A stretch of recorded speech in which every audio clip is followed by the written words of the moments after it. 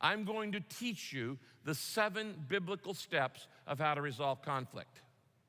If you will practice these, you will find the stress in your life going down dramatically. And you will find the joy, fulfillment, and satisfaction going up significantly. These are the steps you have to learn.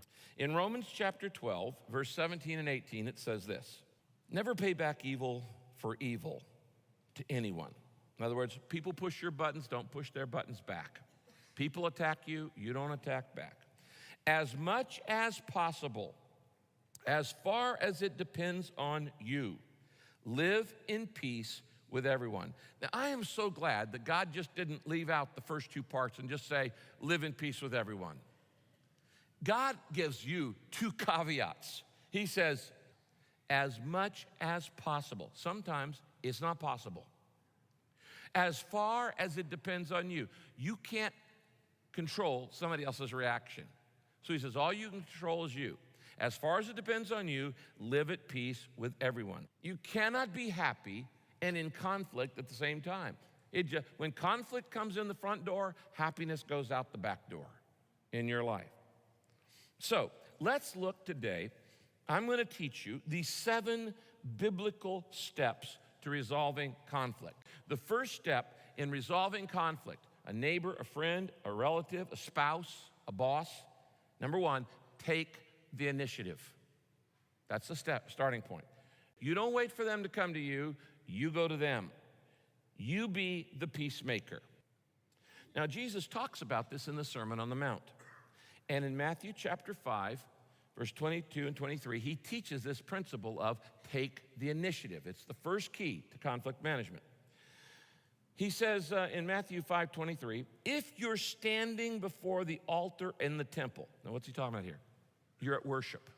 If you're standing before the altar in the temple, okay, if you go to church to go to worship, and you're giving an offering to God, and you suddenly remember that somebody has something against you. Notice, it's not you got a problem, it's they got a problem with you. So either way, you take the initiative. You remember that somebody has something against you. You leave your offering there beside the altar. Go at once, circle at once. Go at once and first be reconciled to that person, then come and offer your gift to God. You know what he's saying here? God says reconciliation takes priority over worship. Wow. Now, what is Jesus doing here? He's saying don't ignore it. It doesn't matter if you're the offended or you're the offender. You need to take the initiative. It's always your move. When? At once, as soon as possible. You don't delay, you don't postpone. Some of you have been putting off this for weeks, months, or maybe years. Okay, step number 2, or the third thing you have to do. This is still in initiate. You gotta plan a sit-down meeting, okay? This is in taking the initiative. And let me give you some suggestions. Now, I didn't give you a lot of room on your outline, so just write these down. I'm going to give you 4 suggestions on how to set up a meeting with somebody you're in conflict with, okay? Here's what you do. 4 things you do in setting up the meeting. Number 1, choose the right time. Choose the right time. Timing is everything. When is the best time to have a meeting to resolve a conflict? The best time is when you're both at your best. That's when you do it. When you're both at your best. You may be ready, but they may not be ready to receive it. You've been thinking about this, you're ready to talk about it, they may not be ready to talk about it. So you don't pull it on them, you don't drop a bomb on. By the way, never drop a bomb in bed. You're gonna get an explosion. I mean, you know, you've been thinking about this all day, wives, your husband comes home, just as he puts his head on the thing, you say, honey, we need to talk. And you start in the first point, he's going, and then you explode. Never drop a bomb in bed. Somebody ought to tweet that. Choose the right time when you're both at your best, okay? Number 2, right place. You choose the right place. You don't just do it anywhere. You figure out where's a good place and a good time to do this, where we can be relaxed, where it's quiet, where we won't be bothered, where maybe the kids are asleep or they're away or whatever, where we can talk frankly and honestly, where there's an emotion can come out. You choose the right place where you can be uninterrupted. Number 3, pray before meeting. Very important. And you say, God, I'm scared to do this, but I need to be filled with your love, and I need you to help me do this right. Now, if it's a deep problem, you may take more than one meeting, but you still pray before the meetings. And the 4th thing is come with a positive attitude. You want to come to work on the problem, not to attack each other. You're not coming to demean or demand or to disable. You're not coming to just disagree. You're coming to say, look, we're on the same team here. Let's try to make this thing work. And you work on the issue. You come with a positive attitude. Okay, step number 2. Step number 2, once you get together in the meeting with that person you've been in conflict with, here's the first thing you do. Number 2 is confess my part of the conflict. That's what I do first. That's the biblical thing to do. Now, they may be 99.9% wrong, and you're only 0.1% wrong. Then you confess your 1% first. That's called humility. Now, my guess is that maybe more than that. But you start with you. You don't start with condemning. You don't start with accusing. You start with, instead of accusing and attacking and blaming, you begin with humility and you deal with your part. Everybody's got blind spots. Some of us have bald spots, but everybody's got blind spots. And Jesus deals with this in the Sermon on the Mount in Matthew 7. He says, why do you notice the little piece of dust, in other words, the splinter in your friend's eye, but you don't notice the big piece of wood, the telephone pole in your own eye? First take the telephone pole, the log, out of your own eye, and then you'll see clearly to take the splinter, the speck, the dust out of your friend's eye. This is humility. It's starting with my part of the conflict. You see, more relationships and more marriages and more friendships die from inflexibility than anything. It's I'm unwilling to move. I'm unwilling to make the first step. I'm unwilling to show a little humility. Sometimes you get in a relationship and you're just stuck.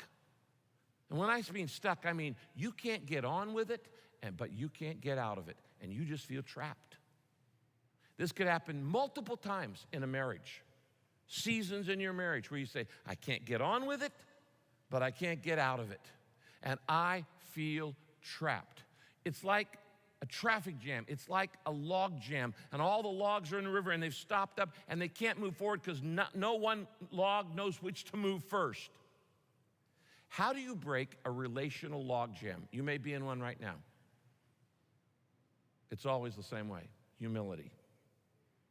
You take the first move, and humility breaks the logjam. Let me tell you a sentence that'll break any relational logjam. I'm sorry, I was only thinking of myself. What did you say? Oh, don't ask me to say it again. What did you say? I said, I'm sorry, I was only thinking of myself. You say that, it will break any relational logjam. I guarantee it.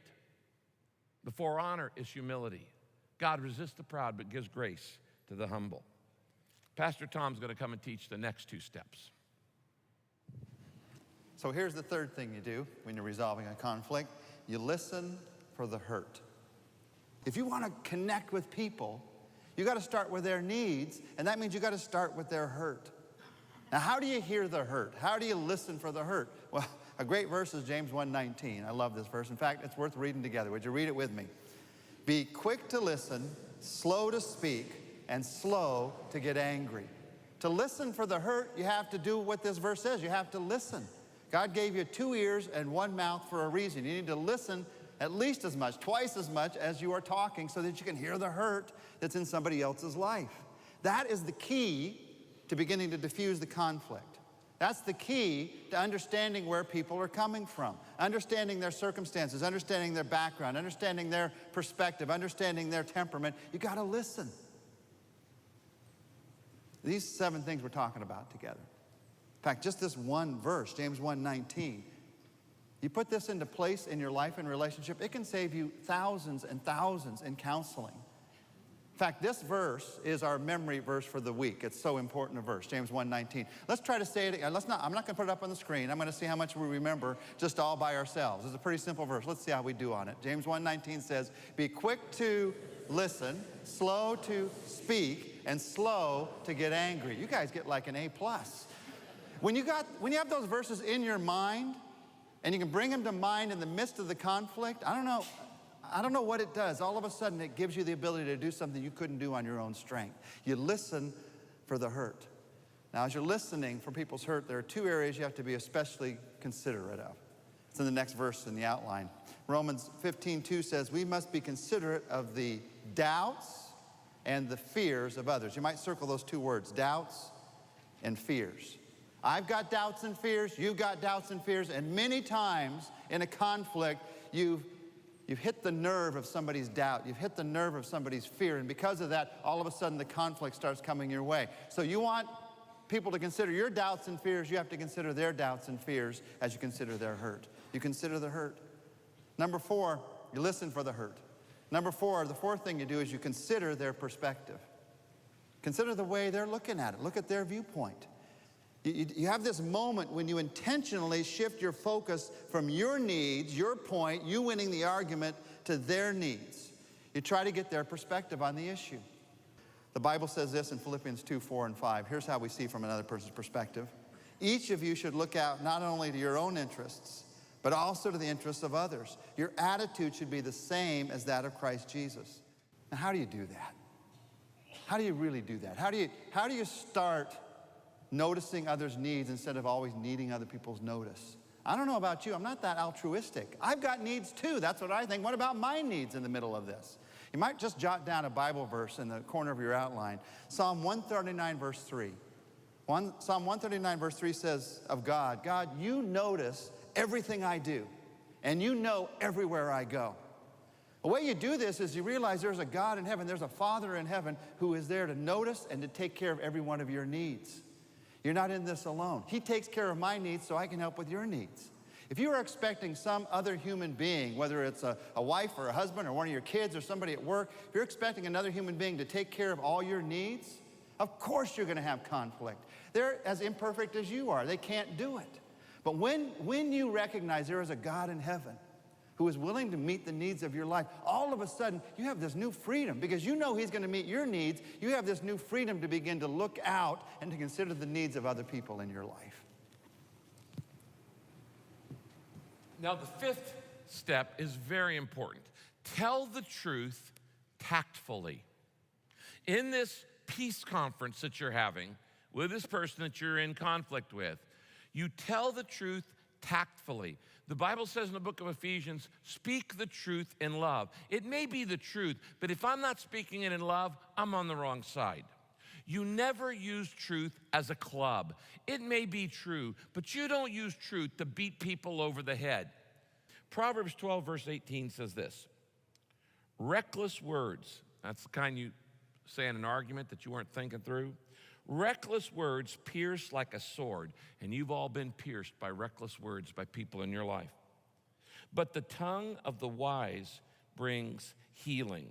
In other words, foolish words hurt, wise words heal, and it's my choice. You never get your point across by being cross. You are never persuasive when you are abrasive. You tell the truth tactfully. If you don't tell it tactfully, it's not going to be received. Truth without love is resisted. Truth wrapped in love is received. Ephesians 4:29. Do not use harmful words. Well, in that case, a lot of us wouldn't have a whole lot to say. Do not use harmful words, but use only helpful words, the kind that build up and provide what is needed. So when I'm in this conversation with this person I'm in conflict with, the first thing I say is, what I'm about to say, is it going to be helpful to them or is it going to be hurtful to them? Is it going to build them up or is it going to tear them down? Is it persuasive or is it abrasive? And what I'm saying is, This skill is learning to attack the problem rather than attacking the person. Most of us never learned that. And so we go through arguments and we go through conflict attacking the person, not the problem. Related to that is number 6. Fix the problem, not the blame. Now, you only have a certain amount of emotional energy. And in a conversation where you're trying to resolve a conflict, you can either use that energy to fix the blame, or you can use that energy to fix the problem. You don't have enough energy to do both. So you've got to ask yourself, what's more important to me? To blame them or to resolve this conflict? Fix the problem, not the blame. How many times have you heard me say the way you spell blame is be lame? Anytime you blame, you are being lame. Leaders that blame are being lame. That's how you spell blame. So you fix the problem, not the blame. Now, related to this is establishing some ground rules of words that you're just not going to use. If you're a young couple, I highly recommend that you establish some ground rules for fighting fair in your marriage and you follow them your entire marriage. Actually, it's never too late to do this. But there's some things you should never, never, never say in a marriage. They're WMDs, they're weapons of mass destruction. Now, the Bible is very, very specific about what's out of bounds. Let me just give you one example. Colossians 3:8. You must rid yourself. Notice, this isn't optional. You can't use these. You must rid yourself of all such things as these: anger, rage, it's actually angry rage, malice and slander, and filthy language from your lips. Those aren't allowed. Sorry, they're not allowed. They're weapons of mass destruction. Now, angry rage, what does that mean? It means no matter how mad you get, you do not try to intimidate with anger. Angry rage. You do not try to threaten people into doing the right thing. It doesn't work. It says you don't use malice and slander. What is malicious? What are malicious words? They're words that are designed to hurt. There's certain things you know you can say that will hurt that person. And you know them very well. You push their buttons. There's certain things you can hurt, you can damage, you can wound, you can destroy. He says, that's off limits. That's a weapon of mass destruction. You're not allowed to do that no matter how angry you get. Malice, no malicious words, no slander. What's slander?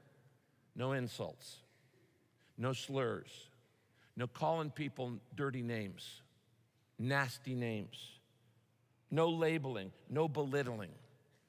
Belittling is about as low as you can go as a human being. Little people belittle people. When you belittle someone, you are showing how tiny your heart is. Only little people belittle people. Great people make people feel great.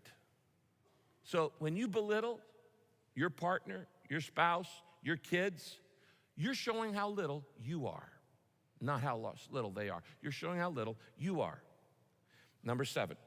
Oh, no, let me give you one more verse. Romans 14:13. Let us stop passing judgment on one another and instead make up your mind not to put any stumbling block or obstacle in your brother's way. The reason why we fix the problem, not the blame, is because blaming is a form of judging, and only God has the right to judge. You're not the judge. You don't know motivation. You can't figure out anybody else's motivation. Shoot, you don't know your own motivation most of the time.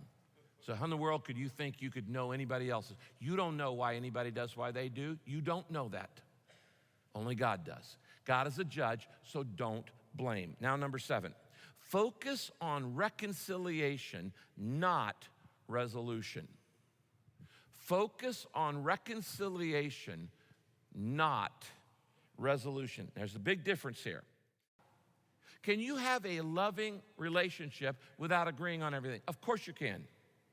You can have reconciliation without resolution of every issue, because some things you're just going to always disagree on.